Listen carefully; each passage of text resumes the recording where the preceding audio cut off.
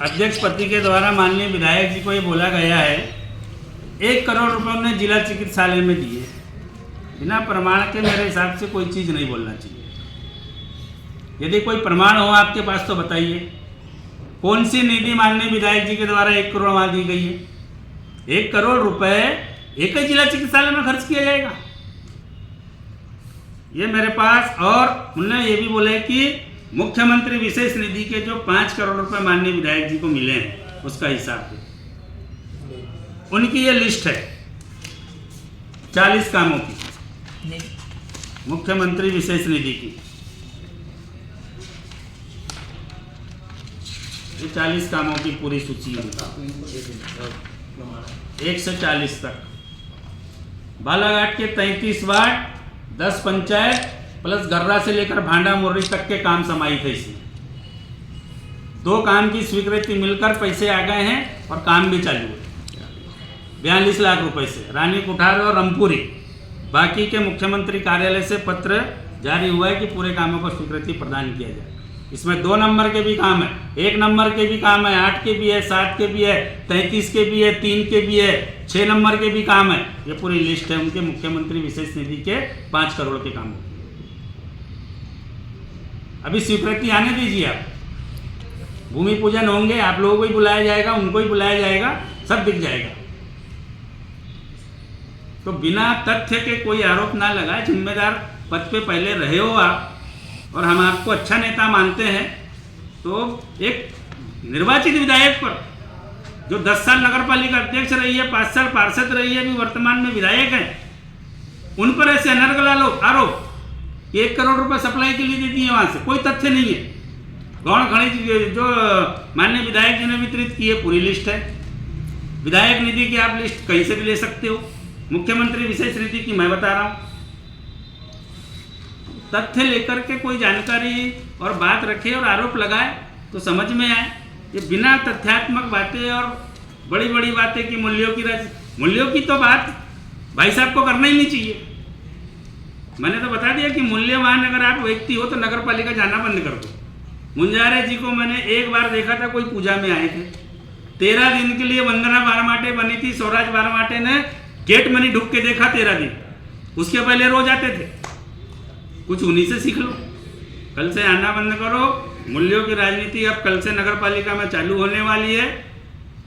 आम आदमी बन के आओ, अपनी समस्या बताओ और चले जाओ। धन्यवाद। आप अध्यक्ष जी को करने दीजिए, अध्यक्ष जी कर लेगी, मुझे पूरा भरोसा है। मैं उनके साथ बैठता हूँ, अपनी समस्या लेके जाता हूँ, तत्काल निराकरण, पर निराकरण को फिर कोई बाद में रोक देता है।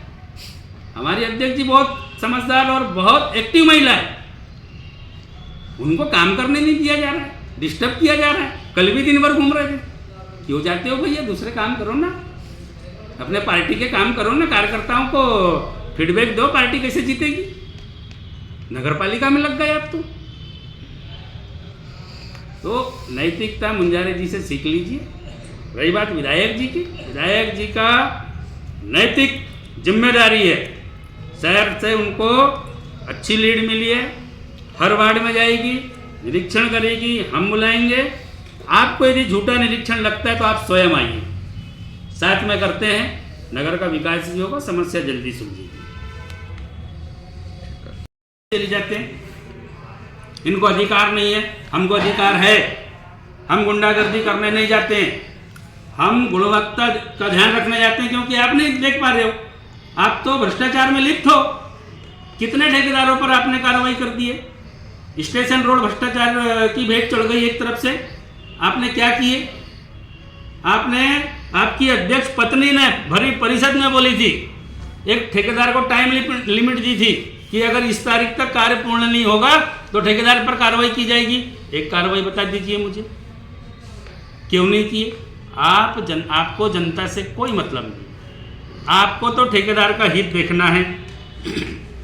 और आप ये बोलते हो कि कोई सूचना नहीं देते, पार्षद लोग आवेदन नहीं देते। ये देख लीजिए, माननीय विधायक प्रतिनिधि जी शफकत खान जी के द्वारा, और ये तो हमने आपको सिर्फ दिखाने लाए हैं, ऐसे सैकड़ों पत्र माननीय विधायक प्रतिनिधि निधि जी के द्वारा दिए गए हैं। सैकड़ों पत्र मेरे द्वारा दिए गए, मैंने भी लाया हूँ अपने ये पूरे। आप इन पर कार्रवाई नहीं, ये संयुक्त संचालक का पत्र आया है कि 3 दिवस के भीतर में आप पूरी जानकारी भेजें। ये संयुक्त संचालक की बात नहीं मान रहे हैं, ये पूरे पत्र है शफकत खान जी के। शफकत खान जी को छोड़िए आप, 9 रिक्शे इनने खरीदे, वार्डों में आवंटित किए। एक वार्ड के रिक्शे पे हमने आपत्ति लगाए थे 7 और 8, वो बोल रहे हैं कि इन्हीं ने क्षति पहुंचा दी उसको। अभी एक दिन आप लोग भी थे, हमने उनको जब चेक किए थे तो एक भी कहीं निशान नहीं है चोट का उसमें कि कोई उसको जानबूझ के क्षति पहुंचाए। और एक रिक्शे को हमने डैमेज किया था ना, खराब किया था ना, बाकी के 8 क्यों गायब कर दिए आपने? रिक्शे है कहाँ नगर पालिका के?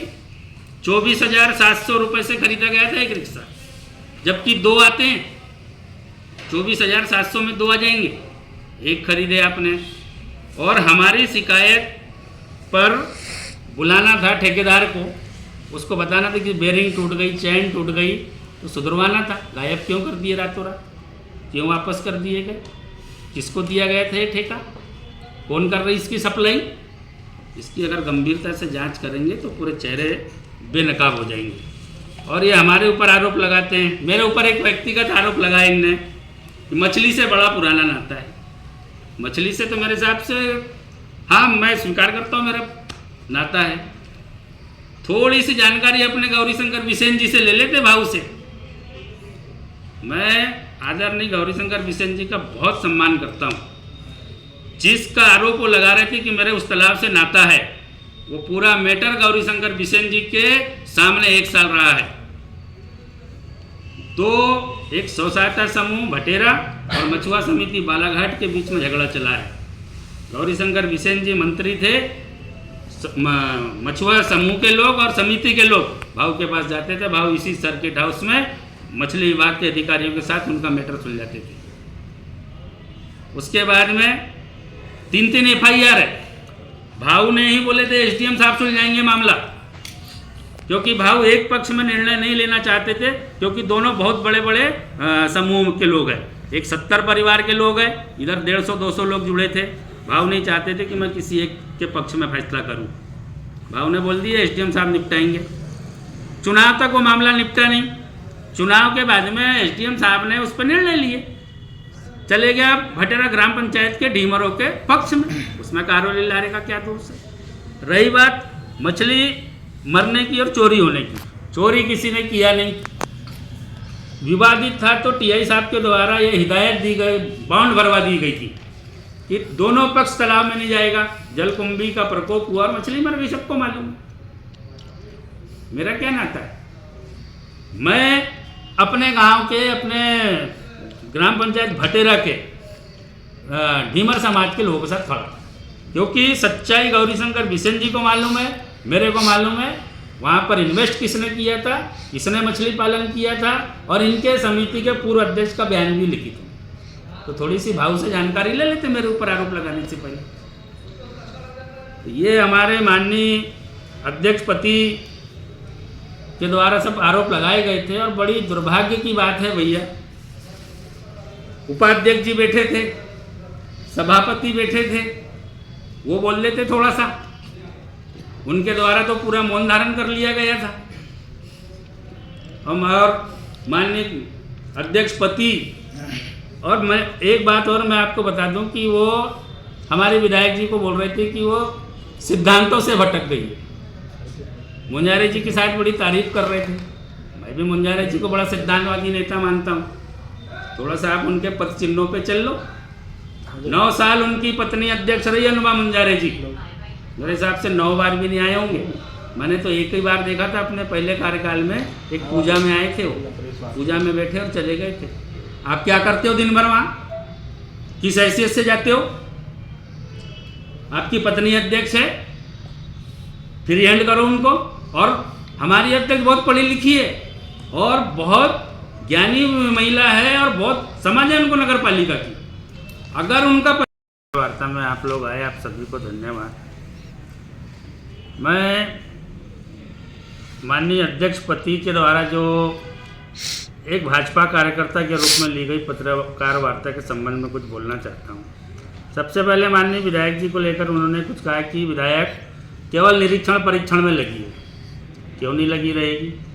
मध्य प्रदेश विधानसभा की सदस्य है और अपने विधानसभा क्षेत्र में शासन की जितनी योजनाएं चल रही है उनका निरीक्षण करना उनका नैतिक दायित्व है।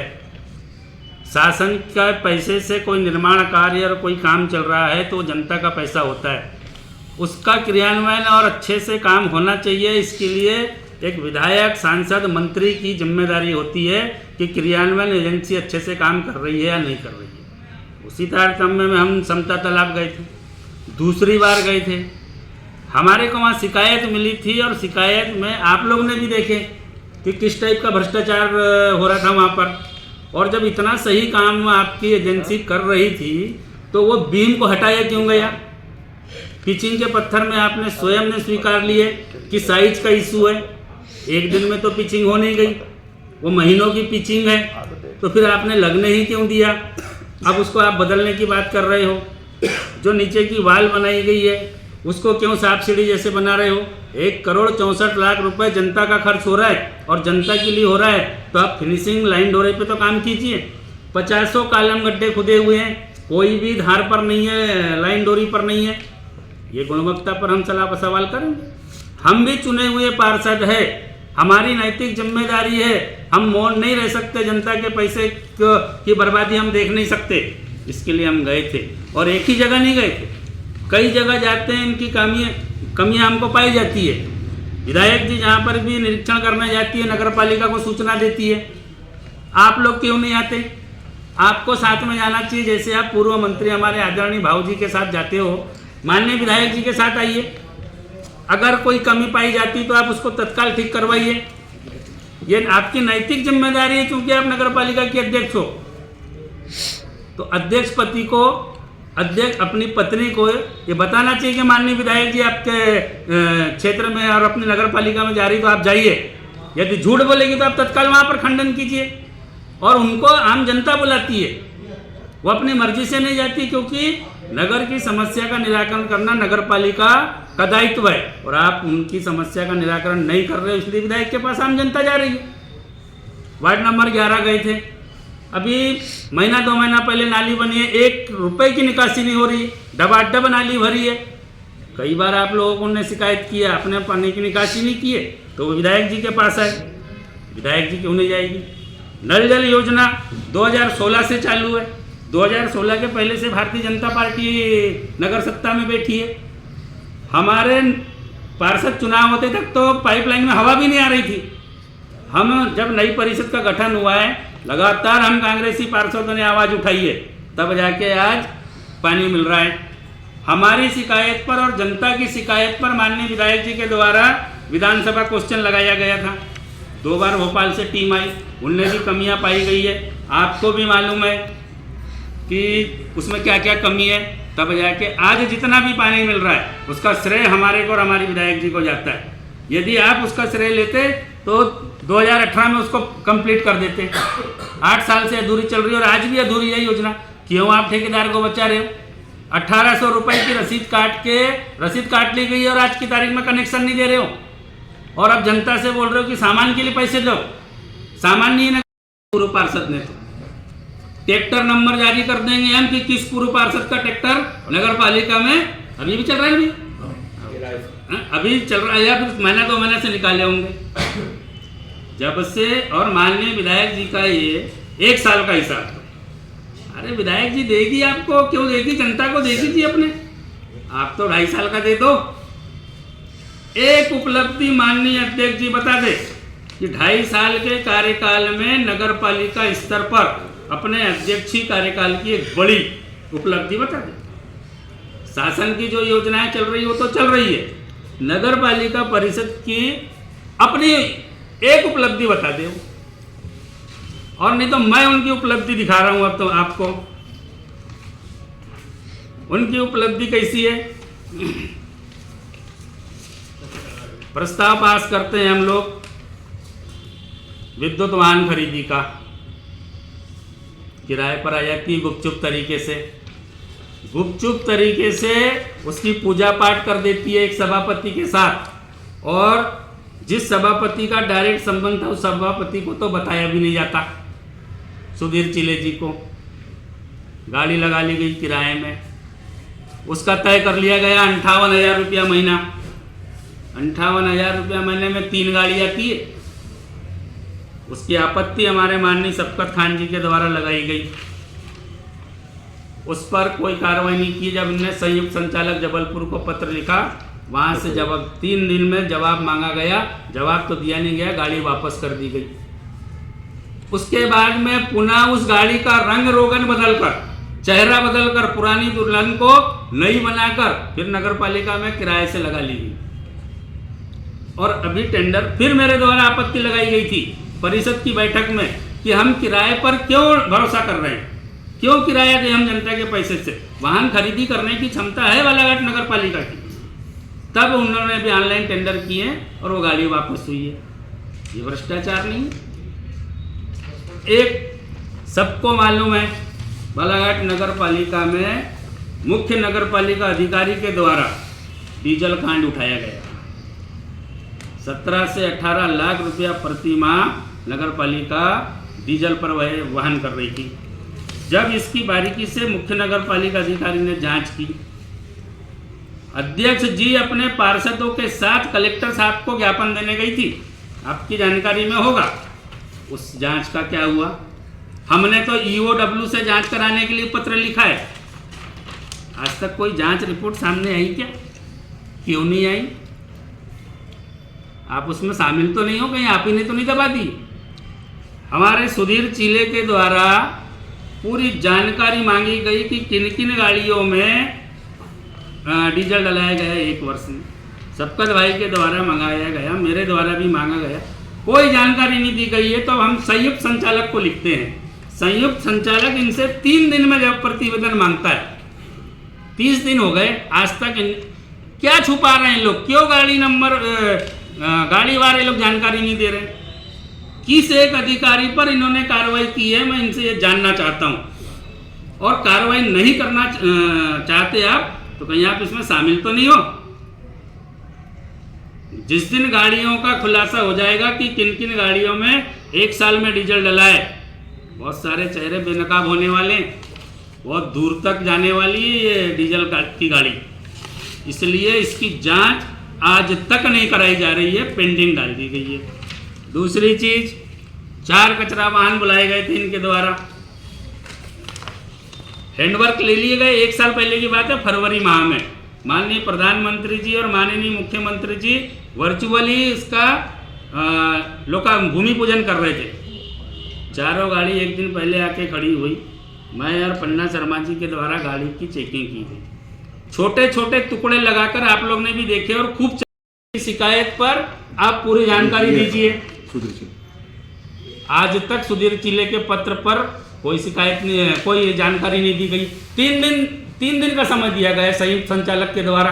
अभी इनकी भोपाल स्तर पर शिकायत पेंडिंग है, हमारे शफकत भाई की शिकायत भोपाल स्तर पर पेंडिंग है।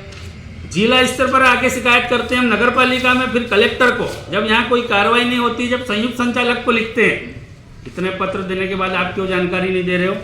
क्या छुपा रहे हो आप तो ये मेरे द्वारा ये पूरे पत्र इनको दिए गए हैं।